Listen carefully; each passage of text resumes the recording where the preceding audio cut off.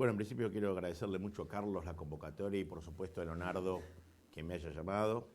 Sin haberlo planificado, y les puedo asegurar, sin haberlo planificado, me parece que la complementación va a ser excelente, porque Leonardo habló de la memoria colectiva a partir justamente del caso AMIA, pero no solamente aplicado al caso AMIA.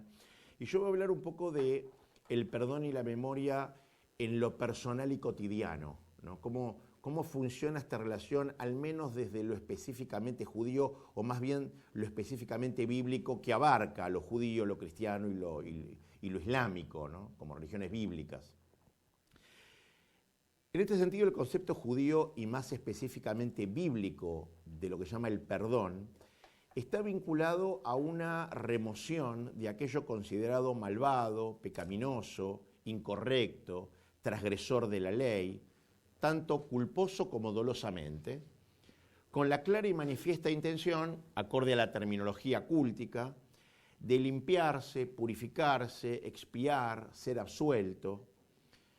Y así es como lo encontramos en diferentes libros bíblicos mediante sus verbos asociados, como por ejemplo tier, que es purificar, kibes o rahatz, que quiere decir lavar, nike, limpiar, kiper, que es purgar, expiar, majá, como borrar, y evir, que es como dejar pasar, ¿no es cierto?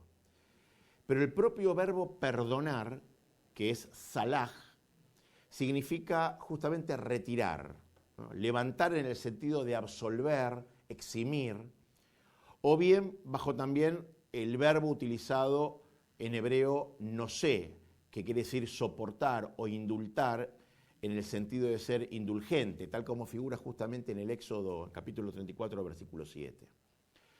Ahora, con esto en mente y más allá de todo rito, fórmula expiatoria, lo indispensable para hacer efectivo el perdón y por ende descargar la culpa o condonar es en primer lugar el reconocimiento del error, su confesión, el arrepentimiento y resolver apartarse de aquel error, tal como en el caso que paradigmáticamente muestra la Biblia respecto del rey David. Esto es, la pena, la penitencia, el castigo, la confesión y la no repitencia del acto cometido son componentes integrales y necesarios, sin los cuales el perdón como absolución no puede ser posible. Es decir, no es suficiente el examen de conciencia y la contrición, así como tampoco el solo castigo o restitución / reparación de aquello dañado, sino que resulta necesario llevar a la práctica ambos aspectos, más la no repitencia del acto cuando se presente una oportunidad para ello, todo en pos de recibir el perdón. Y así es como ustedes pueden observar este concepto dual en el libro de Salmos, capítulo 32, versículo 5, capítulo 38, versículo 19, y de hecho en el caso paradigmático bíblico entre Abimelech y Abraham, donde Abimelech cumple con restituirle la esposa a Abraham, pero además le pide que lo perdone y que rece por él, por cuanto Abimelech no expía de su transgresión, de su falta, sino quiere expiar de su ofensa contra Abraham. Es decir, ser perdonado, más allá de haber resarcido, restaurado su acto transgresor. Y en este sentido acá manifiestamente podemos ver que no solo el perdón y la punición, no solo no son intercambiables, no pudiendo desde ya perdonar a quien no pide perdón, sino que todo ritual de penitencia, ayunos, llantos, etcétera, etcétera, así como castigos o puniciones por los actos transgredidos, son insuficientes cuando no se corresponden con la expresión de un corazón contrito y la no repitencia del acto que ha acarreado la culpa, tal como constantemente promulgan en los libros de Isaías o de Jeremías. En otras palabras, más allá del carácter o el aspecto restitutivo del castigo por el acto transgresor, hace falta también el perdón para la expiación y el remordimiento, que deben necesariamente traducirse en hechos. Maimónides, el gran legista, filósofo, médico del judaísmo, él en su gran obra, el Mishneh Torah, él codifica legalmente esta dualidad conceptual, filosófica, diciendo que si una persona transgrede cualquier precepto, tanto deliberada como inadvertidamente, al arrepentirse y retornar de su error, debe confesarse como se ordena en Números, capítulo 5, los versículos 6 y 7, sin que sea suficiente las ofrendas o todo lo que él quiera hacer para restituir o resarcirse de lo dañado o lo lesionado. E incluso dice que quienes sean pasibles de punición económica o física, incluso con pena capital, no son perdonados por la ejecución de sus respectivas sentencias, sino cuando se arrepienten y confiesen. De hecho, quien se arrepiente, aun cuando ha sido un malvado toda su vida, no se le considera su maldad, tal como está estipulado en el libro de Ezequiel y también en el libro de Levítico, capítulo 16, versículo 30. Es decir, el arrepentimiento es completo, es cabal, es pleno, cuando al presentársele la oportunidad de repetir aquel acto transgresor, se aparta y no lo comete a causa de su arrepentimiento y no a causa de temor o por imposibilidad física.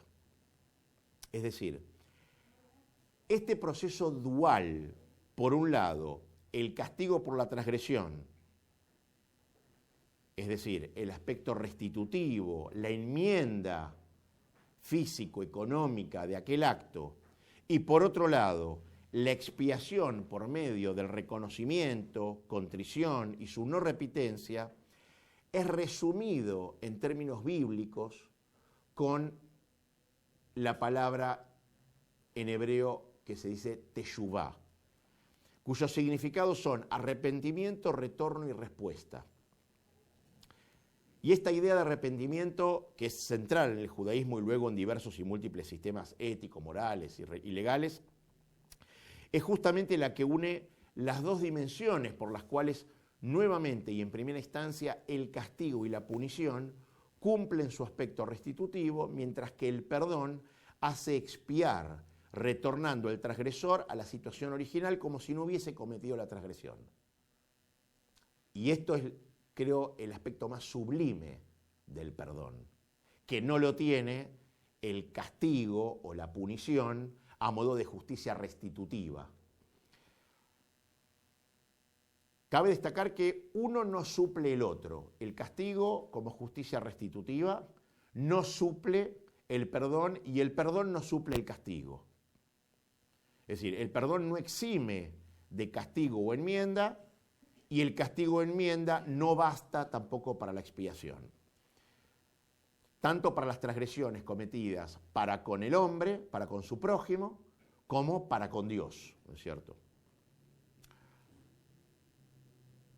En ambos casos, la expiación mediante el perdón conseguido con ese proceso de teshuvá, ese arrepentimiento, ese retorno y esa respuesta, retrotrae al sujeto a la instancia anterior a la transgresión, es decir, como si no lo hubiera cometido.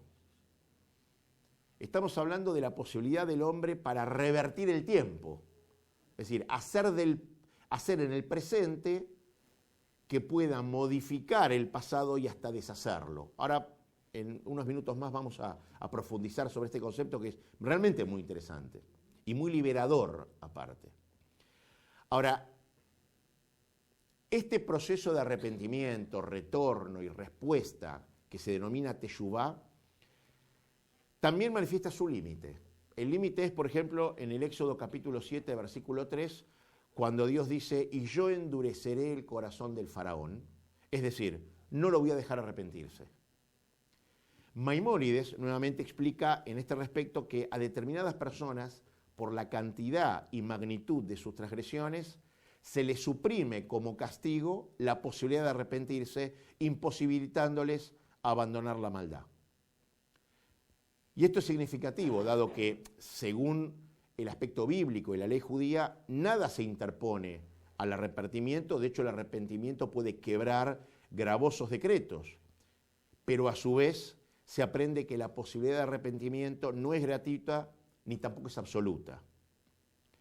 Y aquí ya se observa por lo menos el engarce, el enlace entre los dos primeros significados de este término teshuvá, de este concepto de teshuvá, que es arrepentirse y retorno. Pero con la salvedad que hay circunstancias en las cuales el hombre ya no puede regresar, impidiéndole el arrepentimiento. Es decir, suprimiéndole la posibilidad de control de su propia vida mediante la aflicción, perdiendo dicho control ante la imposibilidad de la compunción. Es similar a lo que sucede con quien se inicia, por ejemplo, en el consumo de drogas, en tanto hombre libre, con pleno control de sus acciones, pero al devenir adicto pierde dicho control, no pudiendo responder a su situación, sino consumiendo más y ciertamente en algún punto imposibilitando todo retorno. Es por ello que, por ejemplo, en la ley judía indica que ¿cuál es el peor castigo de la transgresión? Es que esa transgresión lleva a otra transgresión, ¿no es cierto? Hasta que el proceso se torna irreversible, donde se pasa lo que se llama el punto de no retorno. Tenemos entonces que el concepto de teshuvá, el cual conlleva la consecución del perdón, es la expiación más allá del castigo, por medio del arrepentimiento de las transgresiones y el regreso a la instancia interior mediante una forma de vida determinada por una decisión axiológica manifiesta en la praxis cotidiana y que a través de ésta se influye en el espíritu.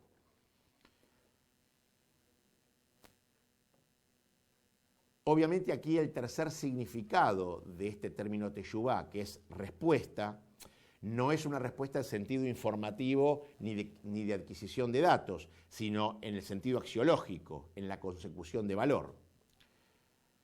Por ello, y acá hay un concepto interesante también de teshuvá, que no es una conclusión racional, no es un producto a partir de una demostración fáctica. Ningún hecho, ni siquiera el más milagroso, puede hacer que la persona se arrepienta. El caso paradigmático es cuando el pueblo de Israel sale de Egipto, fueron los testigos más privilegiados de los portentos y las maravillas que Dios hizo para que salgan de Egipto. Y sin embargo, muchos de ellos, de hecho, cometieron el pecado del becerro de oro. Quiere decir que no hay un factor exógeno, no hay un causal externo, ni aunque sea el más milagroso, que me haga a mí arrepentirme o hacer este proceso de teshuvá, sino que es una decisión axiológica. Es una decisión. Y por eso, justamente, es la respuesta que yo doy frente a un acto transgresor. Y por eso yo soy el responsable, porque depende exclusivamente de mí. De hecho, muchos otros que han conocido y han sido testigos en la época de los profetas que hablaban bajo la presencia divina, tampoco les creyeron. Por otro lado, millones de personas que no han vivido ni el 10% de eso, se mantuvieron fieles a determinada ley, hicieron de Dios su valor supremo, y han, de hecho, dado la vida santificando el nombre de Dios. Quiere decir que nada de afuera, ni por supuesto mucho menos un razonamiento, es causal de este proceso de arrepentimiento, de perdón, de regreso a la fuente, sino que es una decisión personal. Es decir, que este proceso de teshuvá no se encuentra en el dominio cognitivo, sino en el dominio conativo. Es decir, no es una conclusión, sino que es una decisión personal y por ende no es argumentable, sino que es imperante en lo conductivo. Entonces, este proceso de teshuvá por el cual se consigue el perdón tampoco debe confundirse con el olvido. No es olvidarse de lo que pasó, sino que es, como dijimos antes, una expiación, una limpieza, una purga, una absolución, por lo cual no se toma en cuenta esa transgresión al transgresor a la hora, en este caso, estamos hablando del juicio celestial, ¿no es cierto? Pero no es el olvido. Y esto hace justamente que el perdón conseguido por ese arrepentimiento sincero y esa no repitencia de ese mismo acto transgresor sea un acto voluntario de recurrencia y renovación hacia una forma de vida conforme a los preceptos divinos en lo religioso o bien en lo ético-moral hacia el bien, sea incluso, como dice Levinas, el famoso filósofo existencialista judío, que dice que es la posibilidad que la persona encuentre en el presente algo que pueda modificar el pasado e incluso deshacerlo.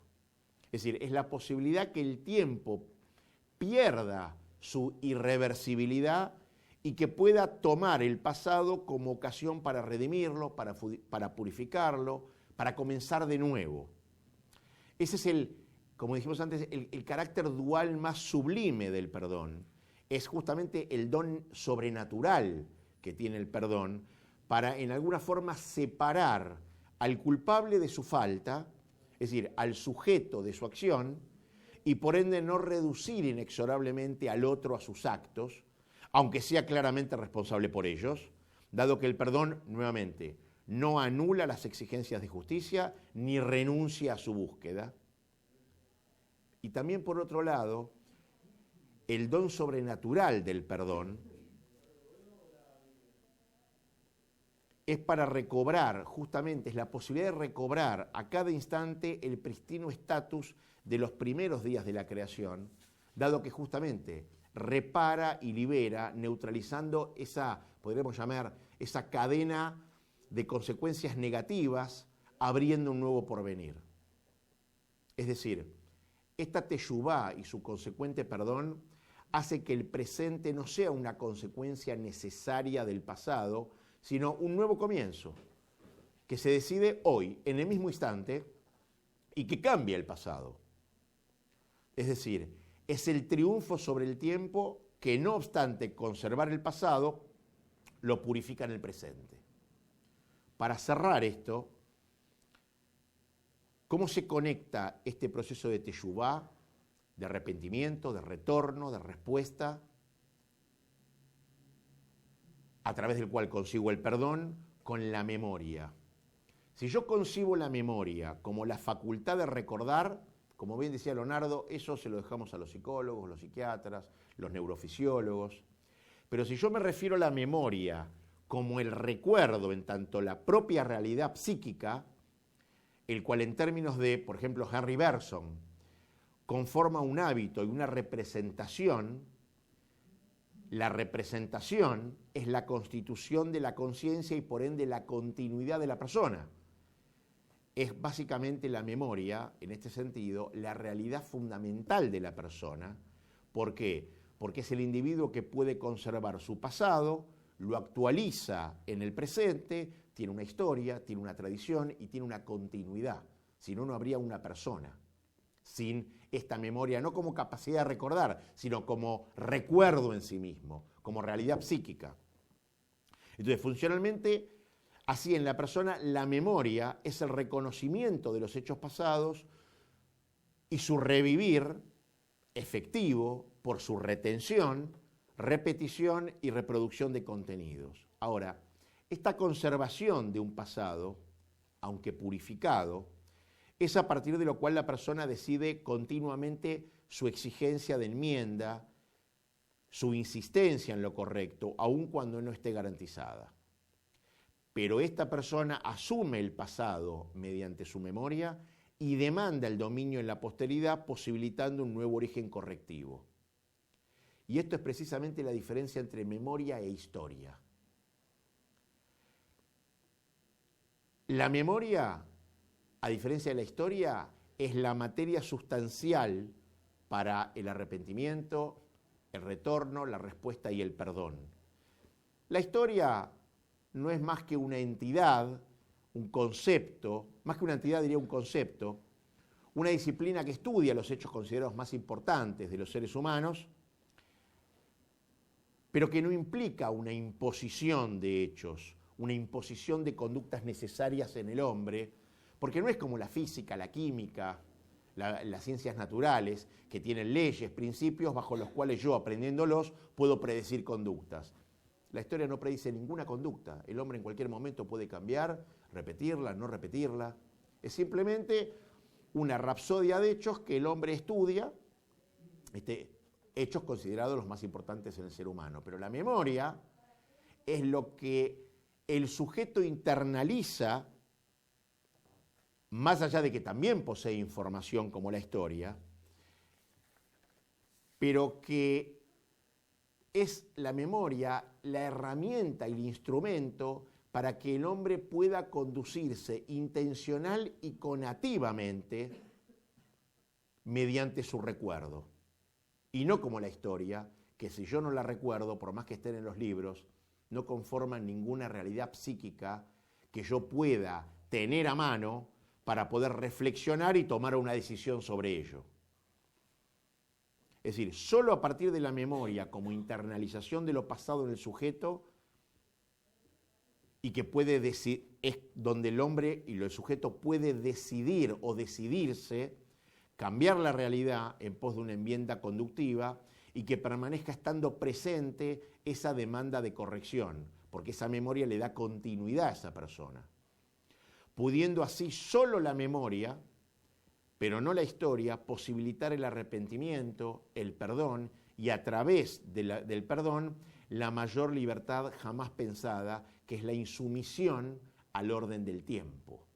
Y ese es el verdadero don sobrenatural del perdón que excede el castigo.